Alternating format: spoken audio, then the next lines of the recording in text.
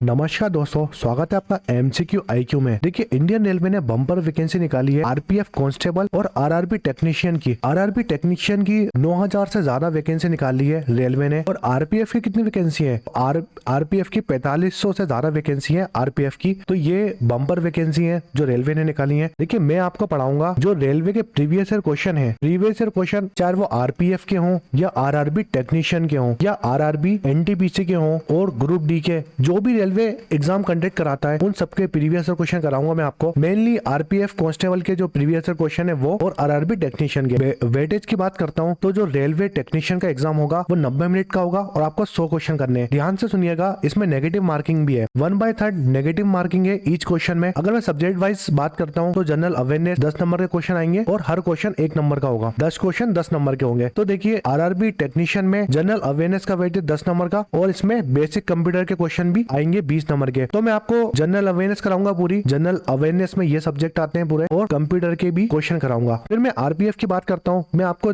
इसमें ये बताने जा रहा हूँ कि दोनों का सिलेबस बिल्कुल सेम है। आरपीएफ में भी जनरल अवेयरनेस आएगी, मगर आप ध्यान से देखिएगा, आरपीएफ में जो जनरल अवेयरनेस आएगी ना, उसका वेटेज 50 मार्क्स का है। 50 नंबर की जनरल अवेयरनेस के क्वेश्चन आएंगे आरपीएफ में, और इसमें 120 मार्क्स का ये एग्जाम होगा। 120 मार्क्स का एग्जाम होगा आरपीएफ वाला, जिसमें अवेयरनेस, जनरल अवेयरनेस के 50 मार्क्स के क्वेश्चन आएंगे। इसमें अर्थमेटिक आएगी 35 मार्क्स की और 35 मार्क्स के जनरल इंटेलिजेंसी और रीजनिंग आएगी। तो 120 मार्क्स का ये पेपर होगा। तो याद रखो, जनरल अवेयरनेस का वेटेज आरआरबी टेक्नीशियन हो या आरपीएफ हो, दोनों में बहुत ज्यादा है। इसलिए इस सीरीज में मैं जनरल अवेयरनेस पढ़ाऊंगा आपको पूरी, उसके प्रीवियस से क्वेश्चन कराऊंगा। और रेलवे, जो रेलवे के करंट अफेयर है ना, रेलवे के करंट अफेयर हर एग्जाम में आते हैं। रेलवे का कोई भी एग्जाम दे लीजिए, उसमें रेलवे के करंट अफेयर जरूर आते हैं। इससे पहले जो डेडिकेटेड फ्रीट कॉरिडोर था, उसमें मैंने रेलवे के करंट अफेयर पढ़ाए थे और बहुत सारे क्वेश्चन एग्जैक्ट फंसे थे। तो आप रेलवे की प्लेलिस्ट में जाके एक साल के करंट अफेयर आप देख सकते हैं, और 2024 के रेलवे के करंट अफेयर में आपको पढ़ाऊंगा। तो चलिए शुरू करते हैं। ये प्रीवियस ईयर सीरीज है और इससे क्वेश्चन डेफिनेटली आएगा। अगर मैं जनरल साइंस की बात करता हूँ, जनरल साइंस से स्टार्ट कर रहा हूँ, क्योंकि साइंस के क्वेश्चन रेलवे में बहुत ज्यादा आते हैं। कुछ ऐसे टॉपिक मैंने सिलेक्ट करे हैं जिससे एग्जाम में बहुत क्वेश्चन आते हैं, जैसे unit and measurement, electric current,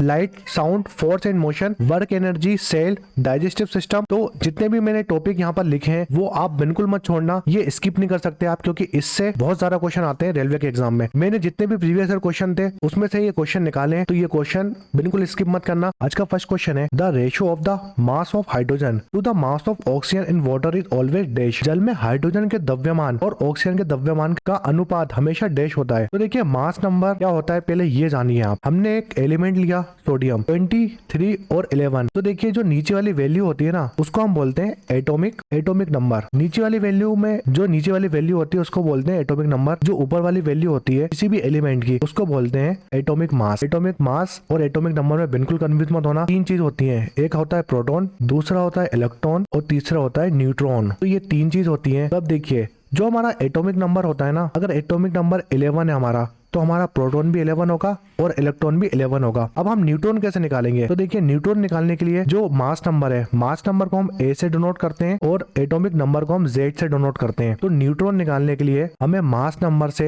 minus करना पड़ेगा एटॉमिक नंबर को। एटॉमिक मास है हमारा 23 और एटॉमिक नंबर है हमारा 11। तो न्यूट्रॉन कितना हो जाएगा? न्यूट्रॉन हो जाएगा 12। तो जो सोडियम प्रोडक्ट है हमारा, सोडियम एलिमेंट है, उसका न्यूट्रॉन कितना है? उसमें न्यूट्रॉन है 12, न्यूट्रॉन नंबर है उसका 12, और उसमें इलेक्ट्रॉन 11 है, क्योंकि एटॉमिक नंबर जो है वो 11 है और प्रोटॉन भी 11 में। तो क्वेश्चन में क्या पूछा था, जो हाइड्रोजन का मास नंबर कितना है? हाइड्रोजन का मास नंबर निकालने के लिए उसका आपको एटॉमिक मास पता होना चाहिए और एटॉमिक नंबर पता होना चाहिए। तो हाइड्रोजन का एटॉमिक मास कितना है? हाइड्रोजन का एटॉमिक मास है 1। अगर ऑक्सीजन की बात करता हूँ तो ऑक्सीजन की ऊपर वाली वैल्यू जिसको हम एटॉमिक मास बोलते हैं वो कितनी होती है? वो 8 होती है, और नीचे वाली वैल्यू कितनी होती है? 16 होती है। तो एटॉमिक मास कितना हो गया? ऑक्सीजन का 8 हो गया। तो हाइड्रोजन का एटॉमिक मास 1 हो गया और ऑक्सीजन का एटॉमिक मास 8 हो गया। तो इसका करेक्ट आंसर क्या हो जाएगा? Option B. 1/8 रेशियो होता है वाटर में मास ऑफ हाइड्रोजन और मास ऑफ ऑक्सीजन का। तो इसका करेक्ट आंसर याद रखिए 1/8।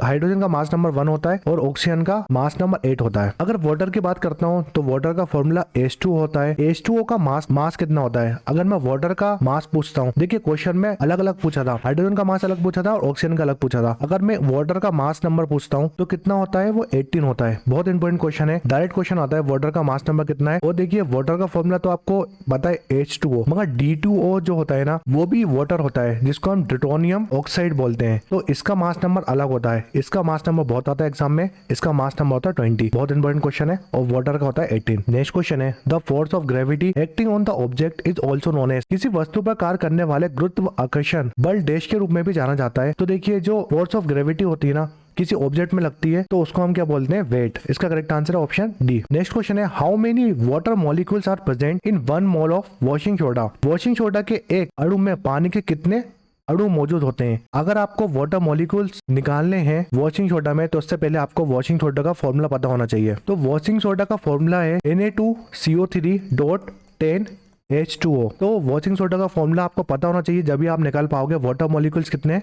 वॉशिंग सोडा में। देखिए वॉशिंग सोडा का फॉर्मूला है Na2CO3.H2O। तो वाटर मॉलिक्यूल्स कितने हो गए, कितने वाटर मॉलिक्यूल्स हो गए वॉशिंग सोडा में, तो वाटर मॉलिक्यूल्स कितने हो गए 10 हो गए। 10 अणु हैं पानी के वॉशिंग सोडा में। इसका करेक्ट आंसर है ऑप्शन डी। ये क्वेश्चन बहुत आता है एग्जाम में, जो केमिकल फॉर्मूले हैं वो बहुत आते हैं। जैसे जिप्सम का फॉर्मूला क्या है, तो जिप्सम का फॉर्मूला है CaSO4.H2O। वॉशिंग सोडा का फॉर्मूला है Na2CO3.10H2O। फिर आता है कॉपर सल्फेट। कॉपर सल्फेट का फॉर्मूला है COSO4। बेकिंग सोडा का फॉर्मूला है NaHCO3। ये तो बहुत आता है एग्जाम में। देखिए क्वेश्चन ये आता है जो वॉशिंग सोडा है ना उसको हम एक और नाम से जानते हैं, इसको हम बोलते हैं सोडियम कार्बोनेट। तो याद रखो सोडियम कार्बोनेट भी बोलते हैं हम वॉशिंग सोडा को। नेक्स्ट क्वेश्चन है the fertilised egg the zygote get implanted in the dash. निश्चित अंड युग्मज में डैश में प्रत्यारोपित हो जाता है। देखिए फर्टिलाइजेशन ऑफ एग की बात करते हैं। इसका मतलब क्या होता है, जब मेल और फीमेल जो गैमेट्स होते हैं ना वो मिलते हैं उसको हम बोलते हैं फर्टिलाइजेशन। मिलते हैं मतलब फ्यूजन होता है इन दोनों का। देखिए मेल से स्पर्म आता है और फीमेल का कौन सा पार्ट यूज होता है, इसमें ओवम होता है। तो ओवम मतलब अंडा, और अंडा और स्पर्म मिलते हैं उसको हम फ्यूजन बोलते हैं। इसका मतलब फर्टिलाइजेशन होता है। जब ये दोनों फ्यूजन हो जाते हैं, मेल और फीमेल जो गैमेट्स होते हैं इनका फ्यूजन होता है, तो ये कहाँ जाते हैं, जायगोट में जाते हैं। जायगोट में इम्प्लीटेशन होने के बाद ये इम्प्लांट कहाँ होते हैं, जायगोट के बाद ये यूट्रस में इम्प्लांट होते हैं। तो ये याद रखो आप। तो मेल के साइड से स्पर्म और फीमेल के साइड ओवम, ये दोनों फर्टिलाइजेशन हुआ इन दोनों का, और ये गए जायगोट में। जायगोट के बाद ये इम्प्लांट कहाँ होते हैं, ये इम्प्लांट होते हैं यूट्रस में। ये काफी इंपॉर्टेंट क्वेश्चन है। वो यूट्रस को हम वोम भी बोलते हैं। ये क्वेश्चन बहुत आता है कि वोम हम किसे बोलते हैं, यूट्रस को बोलते हैं। क्वेश्चन ये भी आते हैं कि जो फीमेल रिप्रोडक्शन पार्ट है उसमें कौन कौन सी चीज प्रेजेंट होती है। फेलोपियन ट्यूब्स, ओवरी, यूट्रस, कैर्विक और वेजाइना, ये सब पार्ट है फीमेल रिप्रोडक्शन का। तो याद रखो ये क्वेश्चन बहुत आते हैं। नेक्स्ट क्वेश्चन है generally the vacancy of electropositive element is dash. आमतौर पर धन्वीवृत्ति तत्वों की संयोजकता डैश होती है। तो देखिए इलेक्ट्रोपॉजिटिव एलिमेंट की वैलेंसी पूछा है इसमें, तो इसका करेक्ट आंसर है 1, 2 और 3 वैलेंसी होती है इलेक्ट्रोपॉजिटिव एलिमेंट में। नेक्स्ट क्वेश्चन है a type of reproduction in which a part of plant body develop into new individually is called. एक प्रकार का जनन जिसमें एक पौधे के शरीर का एक हिस्सा एक नई वनस्पति को जन्म देता है, उसे डैश कहा जाता है। देखिए क्वेश्चन में क्या पूछा है, एक प्लांट से दूसरी इंडिविजुअली प्लांट डेवलप करते हैं हम, उसको हम बोलते हैं वेजिटेशन प्रोपोगेशन, वनस्पति जनन बोलते हैं। इसका करेक्ट आंसर है ऑप्शन सी। नेक्स्ट क्वेश्चन है in which medium sound travel faster. ध्वनि किस माध्यम में तेज से गति करती है। देखिए साउंड की बात करते हैं तो साउंड सबसे ज्यादा ट्रेवल करती है, सबसे तेज ट्रेवल करती है सॉलिड मीडियम में। तो स्पीड ऑफ साउंड सबसे ज्यादा होती है सॉलिड में, फिर लिक्विड में, और सबसे कम होती है गैस में।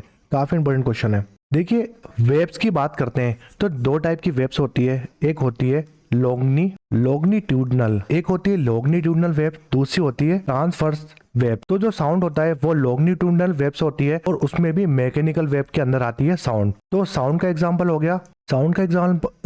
गया लॉन्गिट्यूडनल, और उसमें भी मैकेनिकल वेव। और ट्रांसफर में कौन सी चीज आती है, उसमें आती है लाइट। देखिए जो साउंड होता है ना वो डिपेंड होता है टेम्परेचर में, प्रेशर में। तो प्रेशर और टेम्परेचर में डिपेंड होता है साउंड। जैसे मान लो किसी चीज का टेम्परेचर बढ़ाओगे तो जो स्पीड ऑफ साउंड हो जाएगी ना, स्पीड ऑफ साउंड भी बढ़ जाएगा। अगर किसी चीज का प्रेशर बढ़ाओगे आप तो स्पीड ऑफ साउंड क्या होगा, जो स्पीड ऑफ साउंड है ना वो भी बढ़ जाएगी। प्रेशर और टेम्परेचर का इनडायरेक्टली प्रोपोर्शनल होता है साउंड। तो अगर आप टेम्परेचर बढ़ाओगे किसी एलिमेंट या किसी वस्तु का तो स्पीड ऑफ साउंड भी बढ़ जाएगी, और किसी का प्रेशर बढ़ाओगे तो स्पीड ऑफ साउंड भी बढ़ जाएगी। क्वेश्चन ये आता है एग्जाम में, जो ऑडिबल साउंड होता है ना, ऑडिबल रेंज कितनी होती है साउंड की। तो ऑडिबल रेंज होती है 20 हर्ट्ज से 20,000 हर्ट्ज तक। तो याद रखो डायरेक्ट क्वेश्चन आता है, जो ऑडिबल सुनने वाली रेंज होती है ना साउंड की, जो ह्यूमन सुनता है, कितने तक सुन सकता है, कितनी रेंज हो सकती है ऑडिबल साउंड की। देखिए 20 हर्ट्ज से लेकर 20,000 हर्ट्ज तक आर्मी सुन सकता है और इसकी रेंज होती है। नेक्स्ट क्वेश्चन है which of the following can be exit in solid, liquid and gas form. निम्नलिखित में से कौन सा ठोस, द्रव और गैस के रूप में मौजूद होता है? तो इसका करेक्ट आंसर है नॉन मेटल। देखिए नॉन मेटल सॉलिड भी होते हैं, लिक्विड भी होते हैं और गैस फॉर्म में भी प्रेजेंट होते हैं। नेक्स्ट क्वेश्चन है which plant hormones cause plant to bend toward the sun. पौधे का कौन सा हार्मोन पौधे के सूरज की ओर झुकने का कारण बनता है?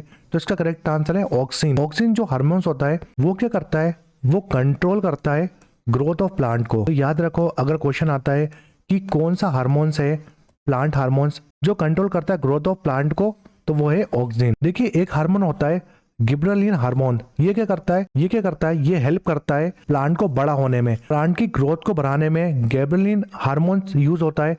और कंट्रोल, प्लांट की ग्रोथ को कंट्रोल करने में ऑक्सिन हार्मोन यूज होता है। जैसे मान लो कोई पौधा छोटा है तो आप गिबरेलिन हार्मोन दोगे उस पौधे को तो ये इसकी लंबाई बढ़ा देगा, तो गिबरेलिन हार्मोन ये करता है। देखिए ऑप्शन ए में साइटोकिनिन हार्मोन लिखा है, ये क्या करता है, ये काफी इंपॉर्टेंट है। साइटोकिनिन हार्मोन सेल डिवीजन करता है प्लांट का, तो सेल डिवीजन करता है कौन सा हार्मोन, साइटोकिनिन। एब्सिसिक एसिड को हम एबी बोलते हैं, एबी बोलते हैं, ये एबी हार्मोन्स के नाम से जाना जाता है। एस्बेसिक एसिड होता है, एबी है, ये क्या करता है, जो ग्रोथ होती है ना प्लांट की ग्रोथ को कम करता है, एबीए हार्मोन्स, जो प्लांट की ग्रोथ है ना उसको रोक देता है, एबीए हार्मोन्स। नेक्स्ट क्वेश्चन है which of the following group consist of element that are non reactive mono atomic element with extremely low boiling point. निम्नलिखित में से किस समूह में एक तत्व शामिल है अत्यंत कम क्रोथनांक वाले गैर प्रतिक्रियाशील एक परमाणु तत्व है? तो देखिए एक ऐसा कौन सा एलिमेंट है जो नॉन रिएक्टिव एलिमेंट है, वो किसी से रिएक्ट नहीं करता, तो उस एलिमेंट को बोलते हैं ग्रुप 18। ये पीरियोडिक टेबल है, इससे भी एग्जाम में बहुत सारे क्वेश्चन आते हैं। हम ग्रुप 18 की बात करते हैं तो ये जो एलिमेंट्स हैं ग्रुप 18 वाले, हीलियम हो गया, नाइलॉन, आर्गोन, क्रिप्टॉन, जाइनॉन, रेडॉन, ये जितने भी एलिमेंट है ये एलिमेंट नॉन रिएक्टिव एलिमेंट बोलते हैं, इसको ग्रुप 18 के नाम से जानते हैं, और ये किसी एलिमेंट से रिएक्ट नहीं करते। देखिए ये पार्ट फर्स्ट था, जो भी मैं आपको क्वेश्चन करा रहा हूँ प्रीवियस ईयर क्वेश्चन, इसमें हमने डिस्क्राइब कम किया है। जैसे जैसे मैं आपको और पढ़ाऊंगा आगे उतना मैं डिस्क्राइब करते आऊंगा चीजों को, इससे बहुत सारे क्वेश्चन एग्जाम में फंसेंगे। वीडियो बताएं तो लाइक करें, शेयर करें, सब्सक्राइब करें MCQ IQ को, और कमेंट शेयर में कमेंट करके बताएं वीडियो कैसे लगा।